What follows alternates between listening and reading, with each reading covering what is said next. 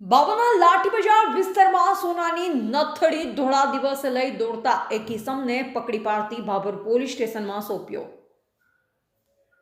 આજરોજ ભાભર લાઠી બજારમાં ખાડિયા વિસ્તારમાં જહુબેન નસાભાઈ પરમારની સોનાની નથડી લઈ ભાગતા ઇસમને પકડી પાડી તેને મેથી પાક ચખાડી ભાભર પોલીસ સ્ટેશનમાં સોંપવામાં આવ્યો।